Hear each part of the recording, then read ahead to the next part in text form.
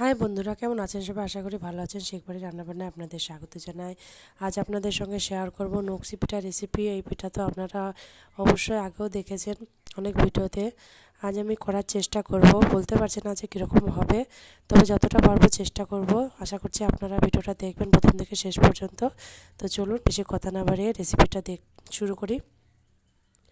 তো এখানে একটি কড়াইয়ের মধ্যে জল বসিয়ে দিয়েছি, আর জলটা একটু এরকম গরম হলেই তার মধ্যে আমি চালের গুঁড়ো দিয়ে দিচ্ছি। তো আমি চালের গুঁড়োর একটা ডো বানাবো। জলটা কিন্তু খুব একটা বেশি ফোটানোর দরকার নেই, হালকা একটু গরম হলেই চালের গুঁড়ো দিয়ে এরকম করে ডোটা বানিয়ে নেব। এই দেখুন ডোটাকে নামিয়ে নিয়েছি একদম বানিয়ে, আর একটু হাতে করে ডলে ডলে ভালো করে মালিশ করে নেব।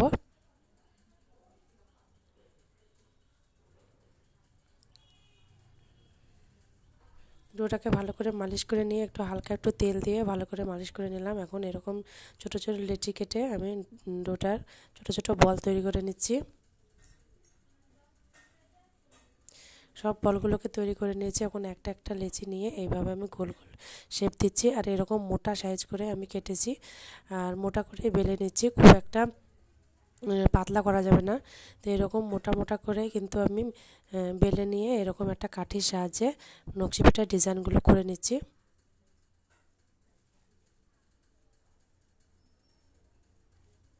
এই দেখুন আমি এভাবে করছি। খুব একটা হয়তো ভালো হয়নি, কিন্তু যতটা আমি পেরেছি করেছি।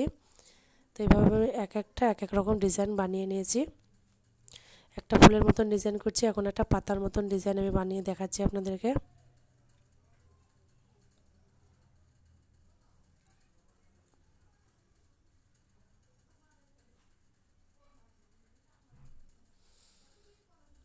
এই দেখুন এক এক রকম ডিজাইন করে আমি বানিয়ে নিয়েছি। এই দেখুন সবগুলোকে আমি বানিয়ে নিয়েছি, এখন ভেজে নেওয়ার পালা।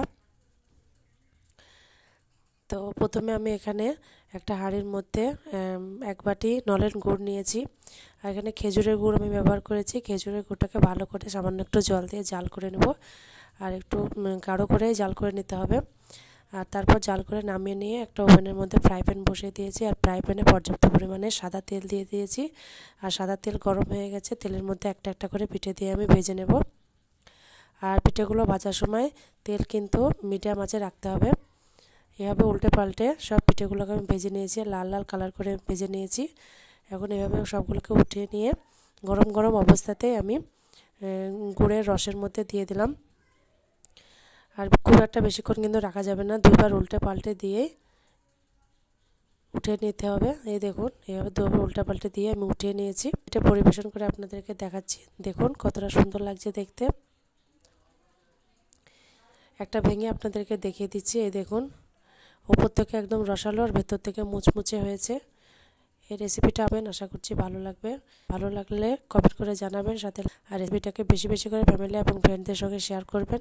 সাবস্ক্রাইব করে বেল আইকনটি প্রেস করে রাখবেন, যাতে নিত্য নতুন ভিডিওর আপলোড সবার আগে আপনাদের কাছে পৌঁছে যায়।